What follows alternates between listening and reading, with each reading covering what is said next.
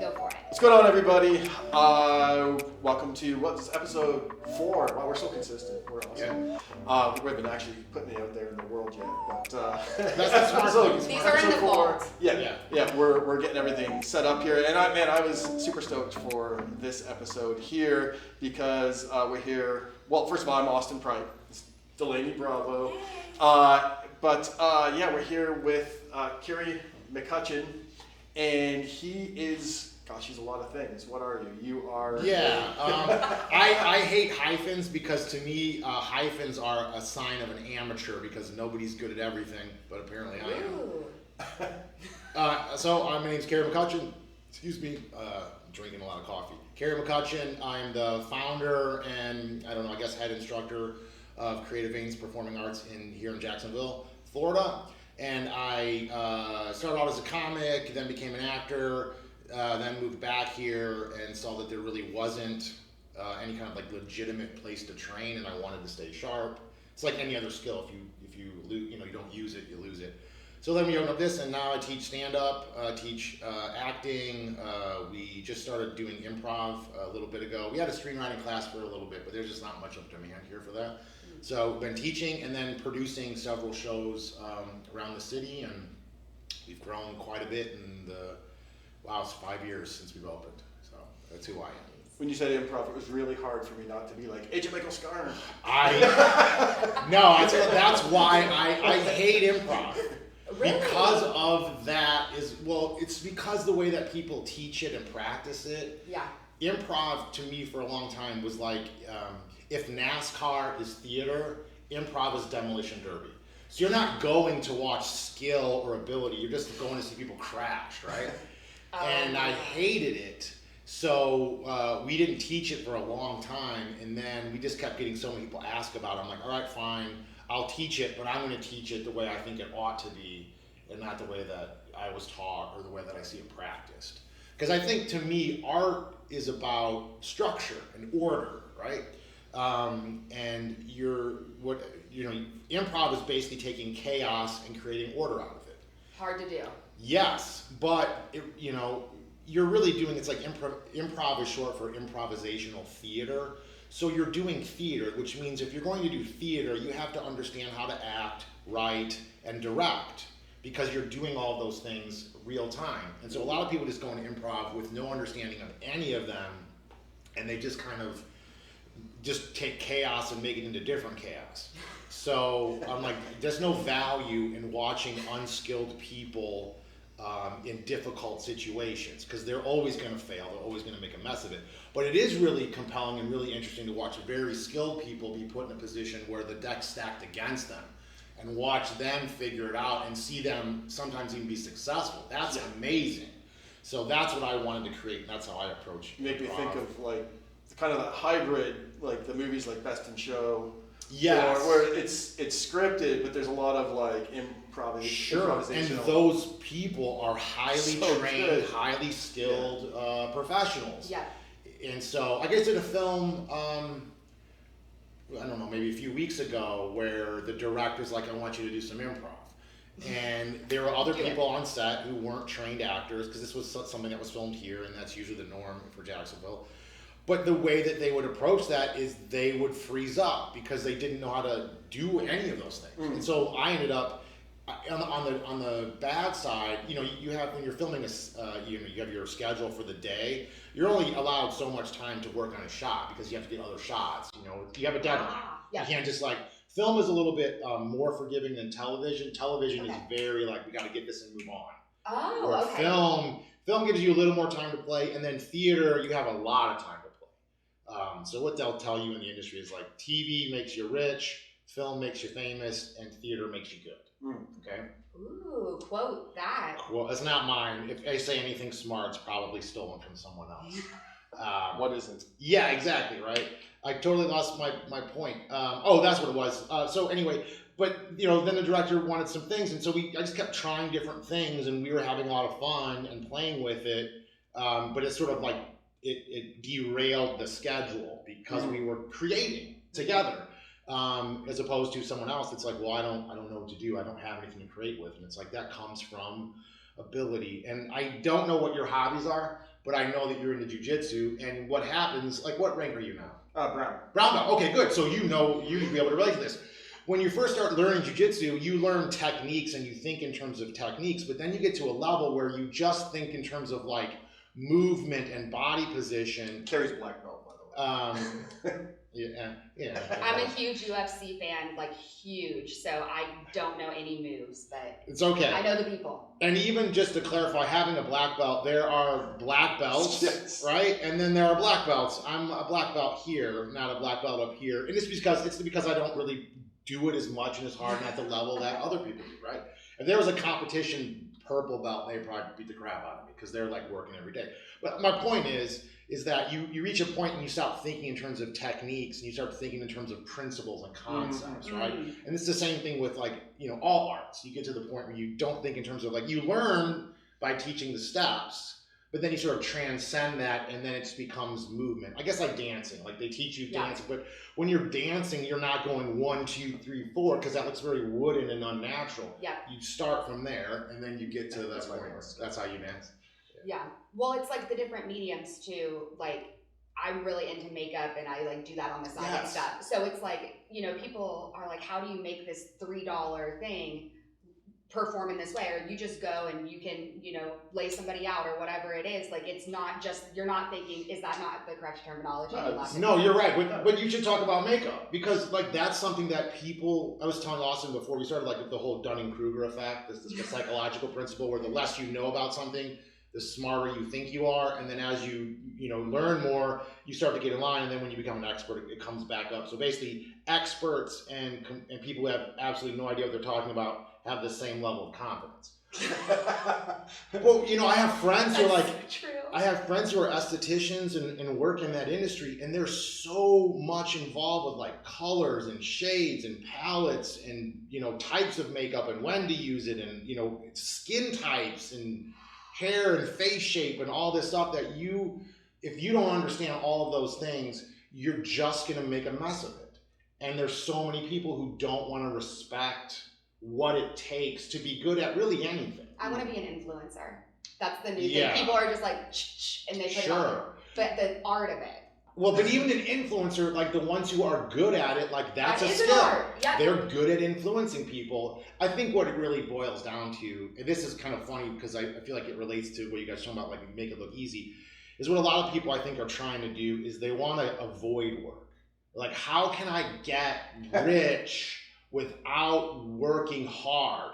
And one of the biggest I have so many friends who want to start their own business, but and I just journaled about this the other day. So how does your boss treat you? Your boss wants you to come in early, stay late, fix problems that you didn't cause, deal with stuff, work for less money, blah, blah, blah, right?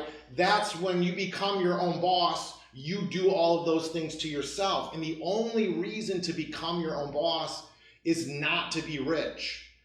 You won't do it because of the very beginning of being your own boss is the opposite. You're wasting money, you're losing money, you're having to work other jobs to pay for your business. The reason to become your own boss is because you want to change something.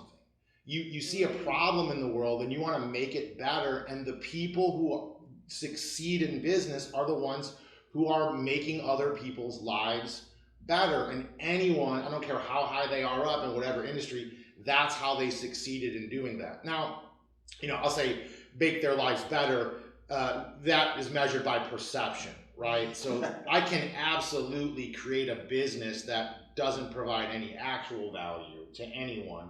But if you perceive that there is value in it, then I'll get, plenty of money. Hashtag not sponsored, skinny teas. So what's skinny teas? Like it's this whole thing that all these celebrities are marketing on like social media, and they're these teas that are supposed to have you like make you lose weight. So it's like, but the market. Oh, I thought they were talking about a t-shirt. Oh, I mean, I would wear a skinny tee. Sure.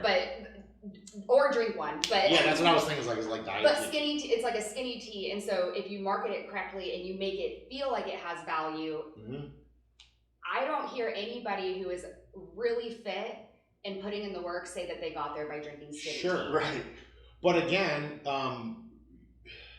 if you look at somebody, give me a choice, right? You can work out really hard and suffer, and you can diet and suffer, or you can drink my magic potion. And what really is driving that decision is the fact that they want that.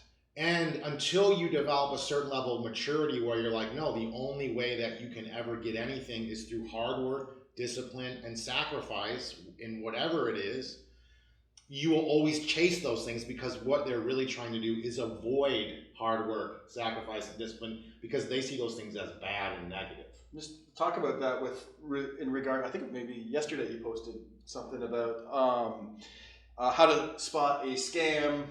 Oh yeah, because everyone wants their kids to be a star. They want to be a star, and you get these ads out there like, "Hey, we're going to be at the Hyatt Regency, between Sunday and Saturday and all these times, and come and we're going to make you be a star, be in front of Hollywood casting directors, blah blah blah. Pay us all this money to get the kit to make you a star, kind of thing." Is that Versus no, absolutely not. versus your approach, which is what you're talking about, but what you're offering here. So talk a little bit about that, and then also like love to hear you brag a little bit on some of the success that you've had with people getting bookings. Sure. You're not a manager. No. You're not out there like that was a clear no. We're like, no. Doing that, but people are coming here and they're getting work from being in your school. Okay. So all right, so the scams. Open a few cans for you. Yeah, that's okay. So again, everybody wants to win, okay? And how do we do that? We win by developing ability and then beating the competition. But if you can't beat the competition because of ability, you can still win, but you do it in these underhanded ways. So the beauty about the scams is like it only affects people who I think have low principles, right? Because I don't know anyone who has exceeded in anything in life, whether it's academics or makeup or whatever, who goes, oh yeah, you totally can succeed with this magic bean. It usually affects people who've never succeeded, and so they don't understand the process of success. And you got to think about it in terms of like that person's worldview, right? So for example, human beings don't ever say the weight, human beings don't say I'm too weak, they say the weight is too heavy. They don't say I'm too stupid, they say the test is too hard. And so the way that we perceive reality is filtered through our ability. And then as our ability shifts, our sort of the way that we perceive reality changes. So if you have somebody who isn't intelligent, they don't have a good personality, they have emotional problems or intellectual problems or whatever, when they're trying to compete in a world with people who are superior in those areas, and you just can't compete. Like if I wanted to be a basketball, say that let's just pretend the only job you could get in this world was playing basketball. And that was the only game you could compete in. I'm screwed. Like I'm tall, but if I had to play Michael Jordan, even now, and him like as old as he is and as out of shape as he is, if I had to play him now, he would destroy me. And I would look at them like, this is impossible. Nobody can do this. Any high school senior. Yeah, and it's like, I'm trying to get a wife. I'm trying to get income. I'm trying to get all the things that we all want the same things, right? And so we're all trying to get them with our skill set. So there's all these games that we created as humans. Like you can be a makeup artist, you could be an actor, you can be a real estate agent, an athlete, whatever. But you have to play to your strengths. But unfortunately, life is cruel, and there are some people they just don't have it, and they're trying to compete against people who do. Yeah. And they have this same strong desire that I have, but there's no way that they can get there on the same road that I am. And so when somebody comes along and you're desperate, you're gonna take it. Multi-level marketing. And that's something that you can actually do. Right? So if you come to this class, like for example, there's an exercise that we do in Meisner called repetition, where you just have to get up and look somebody in the eye and just be honest about what you think, right? It's very terrifying. And I've had people pay me $180 a month to take this class, and they will sit there and they will never get up. And it's the same thing as like hiring a personal trainer and not working out. And I'm like, you're not going to get results. You're not doing the exercises. And I'm like, maybe this isn't for you, because acting isn't for everybody. Not everybody can do it. It's like not everybody can do calculus. And so if your dream is to be an engineer and you can't do math, you gotta like find a different dream. But some people just get in love with this. So, but anyway, so that you tell somebody, do this exercise that to them is impossible, or come up with $1,500 and I can get you what you need. And so you're dealing with emotion, you're dealing with, intellectual limitations, experience limitations. Humans inherently trust other humans, and unless you know what those signs are, you believe, like, for example, I've never met you before. I believe that you're into makeup, and I believe that you're a real estate agent based off of nothing other than how you present yourself. 50% true. Right? And how you say it. And so, like, mortgage, real estate. I'm a mortgage lender. Sure. Well, okay. Same exactly. thing. Same mortgage lender. But you see what I'm saying is, like, our ability to detect deception is limited based off our experience in that particular field. And so you probably see people get scammed all the time. And in your mind, you're like, how could you fall for that? But they don't have any sense. And I've been scammed thousands of times. Me too. As I came up in this industry, thankfully not in any of the training, but in people that I've worked with and partnered with, where someone will present themselves like, I'm a booker, I'm a comic, I'm this, I'm that, I'm a producer. Now I have enough experience in the industry where I'm like, there's so many red flags that you see when someone introduces themselves that I don't waste my time. But I had to learn that. I'm a qualified buyer. Yeah. Oh, there you go. I've said that line. I've gone there like, I love it. I know my credit score. You don't have to look at it. I can tell you exactly what it is. That's my favorite. Yeah. So you see, like, people, that's red flags, right? So, so it's never going to go away. It's never going to go away. And in a way, it's like, I think about animals, right? Like, the lion's always going to kill the gazelle. And so the prey, as long as there's prey, there's always going to be predators, and there's always unfortunately going to be prey. So you can't help them. You can't save them, because that's just the nature of the beast. It's like the reason why they use the Nigerian prince scam. Yeah. People are like, why don't they update it? Because that guy never came through. Never came through. Yeah, I sent him like $10,000. $10,000 never came through. But they don't change it. They still use the Nigerian prince thing because that saves them time. Because if you haven't heard about the Nigerian prince scam, it increases the likelihood that you're going to be duped. Whereas if you're aware of scams, they don't want to waste their time, phishing you. So that's why they don't update it. So, that's that thing. And okay, so are you Nigerian? I'm super long-winded. You look really Nigerian. No. We can't put that I probably got something in there. It's the bookings. Height. Bookings, yes. So, if you would have told me 5 years ago when I opened this studio that there was anyone who was going to get paid for any kind of acting work or comedy work in Jacksonville, I would have laughed in your face. But what's happened is, and what I've learned throughout this process is that if you want to be hired for a skill, you have to possess the skill. And the reality is there actually is a significant need for acting and comedy and improv and even writing in Jacksonville. And so what ended up happening probably a couple years ago is we started getting contacted by marketing companies, a couple producers, simply because, like, Jacksonville has this very appearance. Like, there's a film community here and a comedy community here. And if you go onto like the Jacksonville city's website, there's all these like production resources, okay? And most of them are garbage. But they're just these people who because it really here it's this kind of social thing. Where, like, so you do jujitsu, right? There's people who do jujitsu and they're just doing it for fun and for exercise. Yeah. And then there are people who I want to be a professional fighter and they're competing constantly, right?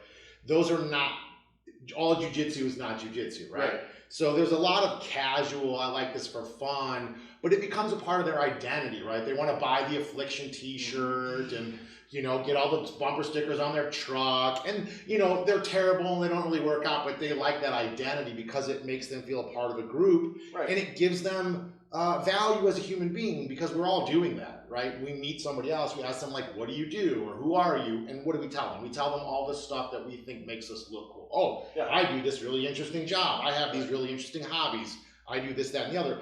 So if you don't really have anything interesting, that's another way to kind of like make yourself look cool on social media and whatever. So it's I think it's vegans, yes, CrossFitters, and I think and to pick on ourselves a little realtors. bit, jiu-jitsu people do like to try and That's the new work cool it thing. work it in there That's the sometimes. new cool Like, thing, yeah. I don't how do you like your talking- eggs? Oh, yeah. I do jiu-jitsu. I don't like talking about myself because I don't like talking to anybody. I just like to be alone and sit in the corner. But anyway, so they started calling us, and they were literally like, we called these casting directors in town, we called these agents, and no one's returning our phone calls. And we're like, well, we're not a casting agency or anything like that, but we do have some people who train and we can vouch for them. And so we just started basically meeting a need.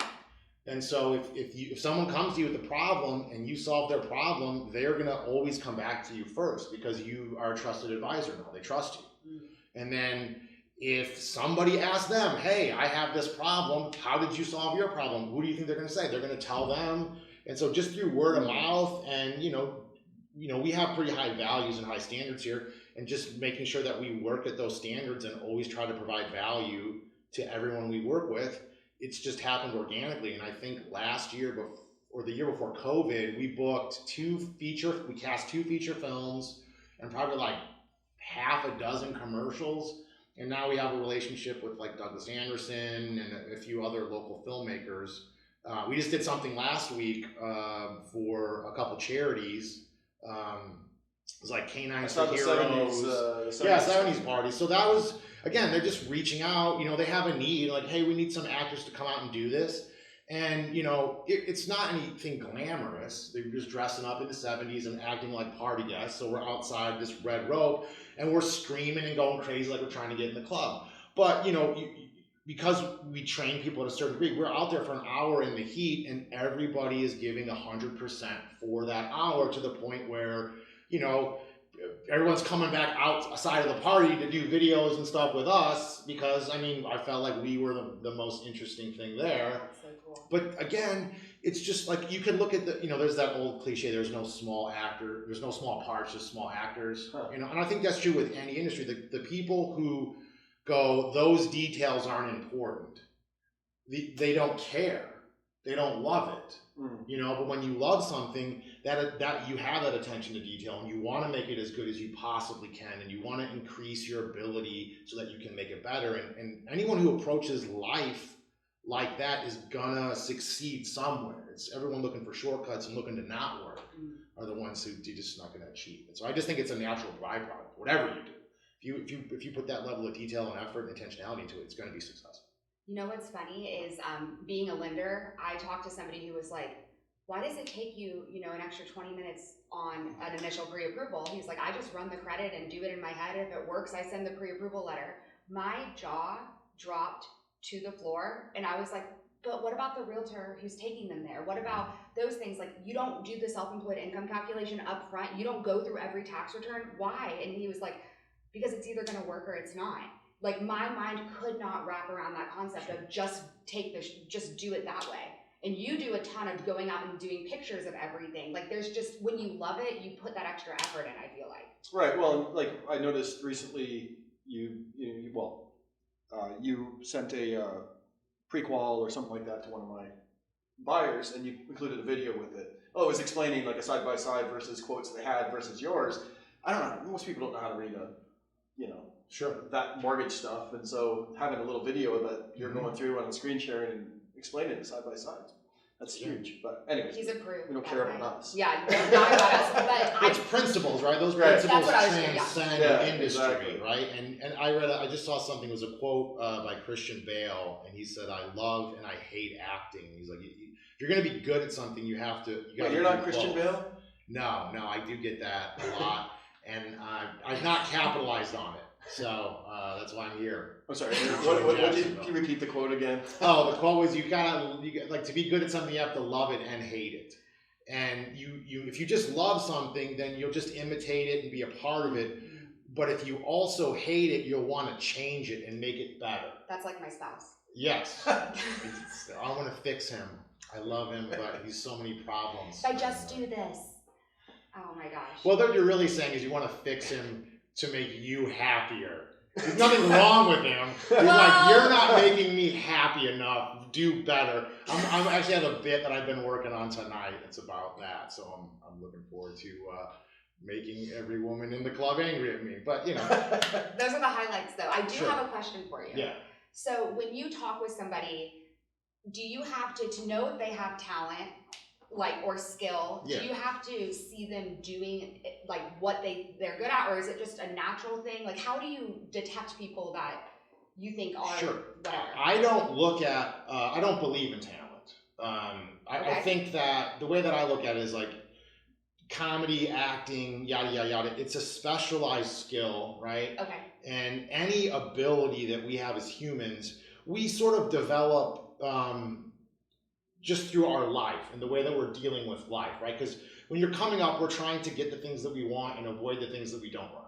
So if you just have a little bit aptitude towards wit, you might try to use humor to get what you want and to get out of trouble. If you're attractive and people are always hitting on you, then maybe you'll flirt to get what you want or flirt to get out of trouble. And if you're big and strong, you might try to intimidate people and whatever. So everybody's using these sort of natural abilities or natural, I would say abilities to succeed. So when you come to be an actor, you know, some of those things that you learn just living just carry over to do this kind of work. In the same way that any other industry, you'll have certain skills that you just develop. The only thing that I look at is character and intelligence. So if you know, so the military, for example, you know, they have a 60, you can't have an IQ of less than 60 and be in the military. So the military is like, even if you want to go get shot as a job, you're not qualified to get shot. You're not smart enough, right? That's hilarious. So I look at that, and you can usually tell by what people say. But if you're willing to do the work, you'll get there. So for example, I have a student who he's very awkward, and he came in that first day, and the whole class was like, "Who's this guy?" You know, like there's no way he's ever going to be an actor. And I'm like, he's not going to be right for all the parts, but for the parts that require someone to be, you know, a bit awkward, he's perfect. And he came in and he outworked everybody, and it really kind of like kicked everyone else in the ass and made them like, holy crap, like we look down on this person, but he got their respect really quickly. But you know, if you look at all actors, like you familiar with Crispin Glover? Yes. Right? He's not going to play a leading man. He's not going to play a lot of roles, but if you need that Crispin Glover type, who's going to out Crispin Glover? You can't Glover the Glover. You can't Glover the Glover, right? And so that's really what, you know, you're sort of, like as an artist, I look at it like you're like an instrument or like a color of paint. Like if you need red, you got to use red, but a red can't do the job of blue or gray or these other things. And so I think sometimes people view it as like, I want to play all these different characters. I'm like, when you're an artist, you're sort of like a piano, and I'm stealing this from my old instructor, where a piano has all these keys. And so depending on the part, you might only play these notes over here or these notes over here, but you cannot play a note that doesn't exist on that keyboard. And so I can only create from who I am. And when I speak, it's this sounding voice. And when I act, it's this body and this face. I can't play the parts that you would play or that Austin would play. It just won't work. You know, and so you learn to embrace who you are, and then you're offering that. And there is a need for every type of person, and it's just, okay, if you're willing to do the work and you're not trying to do shortcuts and you're willing to push yourself, you'll do that. So all I basically do now is we have sort of an intro class, which we let anybody come into, like I zero would love vetting. just to come. Can we come to that one time? Yeah, if you guys want to, that's no problem. No, I mean, like, is it like that's another question. No, if you wanted us to come and check it out, that's fine. I don't have a problem with that. But no, the way that we used to do free classes, mistake. I was just going to say, that's a problem. $3.99, no thank you. No, because when you do something for free, everybody shows up. There's no value. And then when you charge, only the people who are serious about doing the thing show up. So, and the weird thing is when we stopped doing it for free, our enrollment doubled and tripled. How interesting, yeah. Because what you attract is what you're going to get. So if you change the bait and you make the classes harder and more demanding, you get people who want to work hard and want to be challenged. When you make things easier and simple and promise big things, you attract people who want it easy and don't want to work and just want to get the thing, right? So part of really our success is just tied into making it hard. And so for example, like comedy, a lot of people who get into comedy, like they're not doing well in life. Okay. And so I'm like, but that's not an accident. Like the fact that you can't get a good paying job is because you don't possess any skill or any education. It's like, well, that doesn't just happen accidentally. Like when you were in school and you were supposed to be working hard, you were fucking around, and then in college, instead of thinking about like, well, what's a career that people need, you wanted to do what was fun or what came natural to you. And then you got out of there and now nobody wants to pay you, nobody wants to hire you, right? So the people who don't have $180 to spend on a class, they probably have a lot of other problems that's going to prevent them from even being good at it. So just charging what we charge automatically eliminates a lot of people who don't have the innate abilities to do that. And then the other thing we do is we just give them a very simple hurdle. And that weeds out I tell all my students this because like when you start working in this field, everybody wants to collaborate and do stuff with you. Okay. I'm like, what they really want is they want you to do everything. They want to be in a movie, but they don't want to write or learn how to be good in it. They just want to be famous and rich, and they just want all the cool stuff. You just give them a task. Okay. Hey, let's make a movie together. Sure. Send me an email. You'll never hear from them again. I just need to bow down to that because I do that all the time. Yeah. It's just that little thing that you say, and you'll never get the email. He's looking at me about the videos I never sent you. Oh, no, that wasn't it. But I was thinking about, that's why I stopped for a second. I was thinking about like a lot of people come to us because we do real well in using video to market ourselves for real estate. And I always get agents coming like, oh, can you teach me how to do video for real estate? Can you teach me how to do video for real estate? And Josh's thing is like, yeah, absolutely. Just one video a day for 5 days. Just do that, and then we'll have a cup of coffee and go out for lunch and talk about it. Probably 1%. Maybe 2 people have actually made one video a day for 5 days. And I think one was a real estate agent and one wasn't, was a different field.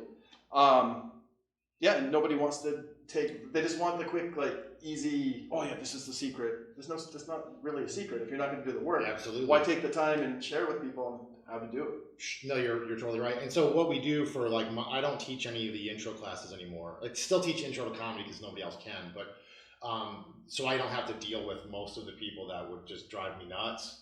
But all we do is we just have, and I'll put this out there in case anybody watches this video. Here's the secret to get nobody's watching this advanced classes. That's the joke. Just fill out the form. We don't even read it. The fact that you fill it out and do an audition video sets you above 90% of the people who want to be an actor. And just making someone do that work, I don't care if it's the video I've ever seen, the worst questions, like the worst answers, just the fact that you put in the effort. That's so funny. Because if you put in the effort, it's just a matter of time. You'll come in, you do the exercises. The exercises work. You just do it. You'll develop those skills and you'll be able to do this. Some people develop in 6 months. Some people it takes a couple years. But if you're putting in the time, you're going to get somewhere. Now, does that mean you're going to be the best actor who ever lived? No, but you'll be the best actor that you can be and probably good enough to do something. You know what I mean? And so that's what we do. And even like my philosophy on teaching, all teachers do is just speed up the process, right? If somebody wanted to learn, they would go and figure it out. And even like when I teach stand-up, right? Anybody who is relatively smart and just did it long enough would figure it out. Now they waste a lot of time, but they don't need me, you know? And so all a teacher does is just say, go do that. But you're the one who has to put in the work and the effort and sweat and suffer. And if you're not willing to do that part of it, like, you know what I'm saying? What am I going to help you with? We always say, like, would you rather go up against talent or hard work? And then even to drill that hard work bit down a little further, would you rather go up against someone that's talented or someone that's consistent? And consistency beats talent every time. Someone that just does the little things, that's success, right? Doing the little things consistently, the boring stuff. Yeah, 100% of the time. The boring, the fun, the mundane, when it's not fun. I was teasing a friend of mine, he was trying to start his own business. And, he doesn't want to work. And that's why he wants to be his own boss so that he can give himself time off. And I was like, he's like, you should just hire me to come work for you. And I'm like, oh, okay, wait, I know the job you're looking for. You can come in whenever you want. You can go home whenever you want. You only have to work when you feel like it, and you make a lot of money. Is that the job you're looking for? I'm like, well, that job doesn't exist, so you can't do it. I don't have that job. But if it opens up, you'll be the first one I call. If it's on, what is that, Indeed? If I see it pop up on Indeed, then I'll give you a ring. That's the same thing I've had. Tell me for you, Austin, too. So many people recently, because the real estate market is super hot right now. Have you had a lot of people reaching out about how to become a real estate agent? Yeah. Well, yes. And right now with 1 month of inventory, it's a terrible time to get in. Sure. Unless you're willing. But again, if you're. What does that mean? 1 month of inventory. So like, if no other houses came on the market today, we'd be out in a month in our So nobody's selling. Nobody's selling, and the builders aren't building. Oh, so wow. it's really hard to find homes, and so prices are going up and all that. Have you guys thought about doing like a Scooby-Doo thing where you dress up like monsters and scare people out of their homes, make them want to sell it? You have a good Scooby-Doo villain face. Oh, like it's Old Man Austin. Old Man Austin, you meddling kids. Oh my gosh. So it's like, let's get out of here. Oh, you can do it. Yeah. That was a really bad shag. You have to edit that out. We're keeping it in. We're just going to sit here and start doing it. But this guy I did a loan for, he was in construction, and he was like, hey, so how do you pass the test to be a lender? I'm really looking for a career change. First thing that went through my mind was like, excuse me, sir, you literally couldn't send me your bank statement for 3 weeks, and when you did, it was a screenshot. Yeah. So because they can see how much money you can make in real estate or doing anything, and you get so many of those texts or whatever, like, hey, can we grab coffee? I want to learn how you did it. I want to learn this or this, and then you couldn't be an adequate client. Sure. How do you? Maybe that's harsh. No, it's the truth. That's true. And anyone, it's like you said when we came in here earlier, you said anyone can be an actor. There's a role for anyone. Sure. And that's that whole ratatouille. Anyone can cook, but it doesn't mean everyone's going to. It doesn't mean everyone's going to put in the same amount of time and effort and energy. There's obviously, we have sort of our biological limitations, which are determined, by our parents, and if we don't get enough nutrition at certain key points in our life, and I did some charity work, which I thought was a scam, but we had a lot of kids that had emotional and intellectual problems that really just needed counseling and to get out of the environment that they were in. And they're like, we'll fix them with acting and music, and we'll teach them the arts. And I'm like, there's a lot of those charities, but that's not the need. Like if you have impulse control problems and your parents are alcoholics, learning how to act is not going to fix that. And but that's how these charities are presented a lot of times. Like, we're going to solve a systemic problem with at-risk kids by teaching them how to pretend they're someone else. I'm like, I don't think that as a... Today's episode brought to you by Acting for Kids. Yeah, exactly. I have no idea if that's a charity. Marketable for them. Yeah, they make a ton of money, right? Because you get government grants, and then you can get donations. There's a reason why every wealthy person has a foundation. Taxes suck, and write-offs are great. Well, I'm working on starting a foundation myself. I was gonna say, saying that around a lender too. Yeah. Write-offs are great. I didn't make the world, I live in it. That's very. That sounds very sort of like washing my hands of being a decent human being, but sometimes I do that. So doing what you're doing, having success, Sure. that pretty much is a guarantee that you're going to have haters. Oh, absolutely. I didn't even have to ask a question. It was ready to go. Yeah, how do you deal with that? What's what? Well, I'm pretty mature in the sense that I don't take it personally anymore. I used to take it really personally, especially here because almost all of my haters were my friends and people that I had helped and tried to help, and then even invited them to be a part of this company and train them and help them to build kind of this culture that I wanted to.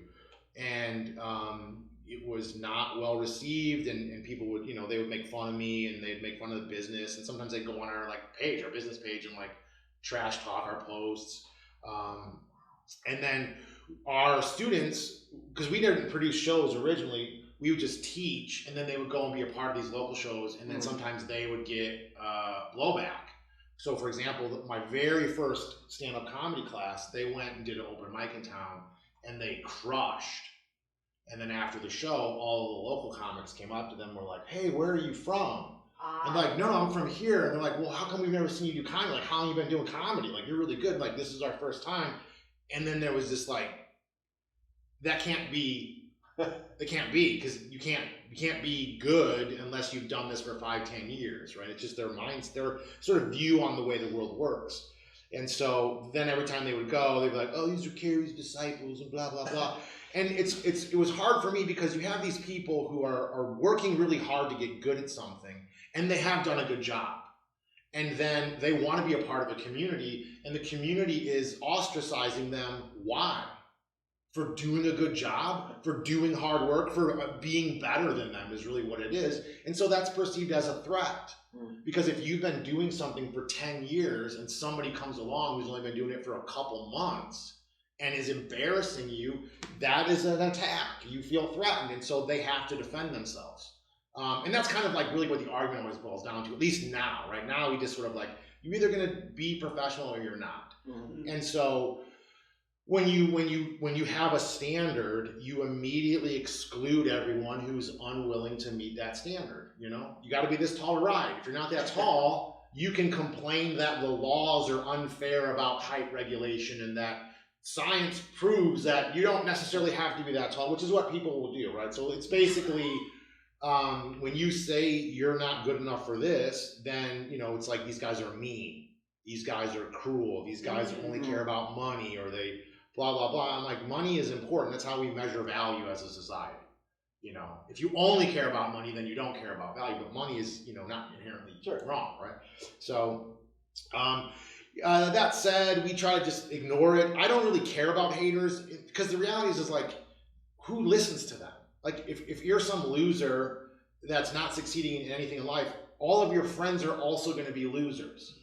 And so you're going to tell people who are never going to be my customers not to be my customer? That doesn't hurt me at all, right? And then I will say sometimes, just because of who I am as a person, sometimes I feel like people cross the line, and I take it as an attack, and then I'll go on there, I'll respond to it, and I'll just blow them up. Because they're not funny. So for a lot of comics, local comics do it, they don't know how to write, they don't know what a joke is, they can't tell you what a punchline or setup is, they just have these weak premises, but they think of themselves as comedians. So if you're taking somebody who can't write, and you're getting into a roast battle with somebody who can write and can teach other people to write, you're gonna get smoked. And I just had one recently with this guy. He came here, loved the show, but he was terrible, and and then also he had bad conduct, because he would come, he would, do bad, he would get upset and leave, and that's a rule. We had, we make a rule, you have to stay the whole show. We sat through your 5 minutes, you sit through the next guy's 5 minutes. Absolutely. You don't talk during their set, you don't interrupt, you show up on time, you just be professional.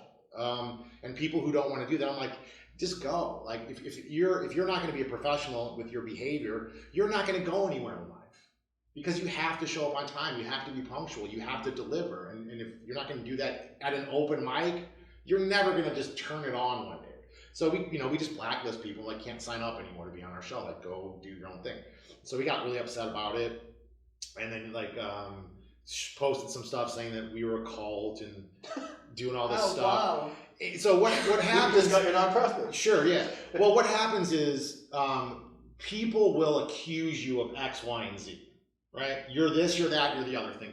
What you don't want to do is get into the trap of trying to seek agreement or proving them wrong. Ooh, okay. What you do is you just attack them, right? So, and this was the thing that Donald Trump used to do really, really well, right? So, for example, if you were to ask him a question about policy, okay, all he had to do was make a joke about one of the other people, everyone would laugh, his time would be up, and he never even had to talk about policy.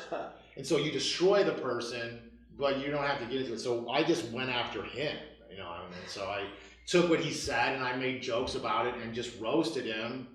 And so now, if you read that, it's funnier, it's meaner, and you're not thinking about what that person said, because human beings don't care about facts. We're emotional creatures, right? We care about what looks strong or what looks weak. We don't care like the truth. We follow people, not facts, right? So you just do that and you humiliate somebody on their page. And we were totally gonna like slam you on social media, but we're not gonna do that. No. Yeah, no. You are beautiful, and you are. If it's funny, I'll respect it. You can't. Like, a good joke is a good joke. Yeah. Even like I can appreciate that as a comic, where if you write a good joke and it just like guts me, I love. It's almost like getting submitted by a really. I didn't say that compliment. Super creative. It's like, yeah. Teach me that. Yeah, exactly. Because I had a buddy of mine. We were talking online yesterday, and he said, "Have you ever thought about incorporating magic into your act?" And as a comic, we sort of look down on magicians and people who do music. Props. Yeah, because it's like really what's happening is you're a failed musician or a failed magician, and so you add a couple jokes and then get on a comedy stage. So like a Bo Burnham. Yeah, I'm not a big fan of his, but I know a lot of people enjoy his stuff. So you see a lot of that happen, and I'm like, you just couldn't hack it over there, and now you want to stroke here. So it's like a gimmick that you can do to get by with not being a strong enough writer or performer. Creating like your own little genre kind of thing, so you look different, but you're not really mastering either skill. Yeah, so it's really like people will always applaud a skill. Okay. So if I play a guitar, that's a skill. Even if I'm not playing an amazing guitar song, just the fact that I can play a song on a guitar, people will applaud that. Same with magic. Even if I just do a magic trick, they'll applaud that. So it doesn't matter if my jokes are good. Yeah, so Michael Winslow, right? I'll give you him. I saw the guy from Police Came because of the mouth noises. I saw him in the show. He's not funny. He's not a comic. His whole act consists of, this is probably what Chewbacca sounds like driving a car. And then he just does sound effects, which isn't jokes, but it's a skill. Like him being able to make that sound is a skill, and that's interesting. We're gonna cut that Michael Winslow part out. Just have you going. This is Chewbacca driving a car. Yeah, there you go. I was like, that guy said he was a comic. He's not funny at all. That's it. End of show. Yeah. So you're always gonna have haters because people want to be on top. And one of the ways that you can get on top is you can knock the guy who's on top, right? And so if you can't beat them, in other words, like anybody who's mad at this studio, go open up your own studio, produce your own shows, put me out of business by doing a better job. But you can't do that. So you have to do it another way. You have to be like, well, I heard that he stomps on kitten skulls. Did you hear that joke he says? What kind of a person would do that? So you try to win that way, but it's just human. It's just a bunch of primates trying to get to be the alpha primate. And if you can't smash somebody, you grab a stick or you throw poo at them. That's all it is. I just respect what we are as creatures, and it's like, it is what it is. If I want to be up there, it's lonely and everybody wants to knock you off. So you just got to accept it. I've been here. You were feeling vulnerable, so you can. I feel awkward, but I also feel very happy that we met with you and talked about this. So if anybody out there want to come and maybe take a class? Sure. Website? It's creativeveins.com, and then we also do a weekly open mic at the Mudville Bar and Grill. It's more of a showcase. It's mostly our students, so it's really good. And you can find out info on tickets at smorejacks.com, or if you want to sign up to perform, you can do that as well. Thank you so much. Awesome, cool. Yes, and we'll catch you guys next week. All right, bye.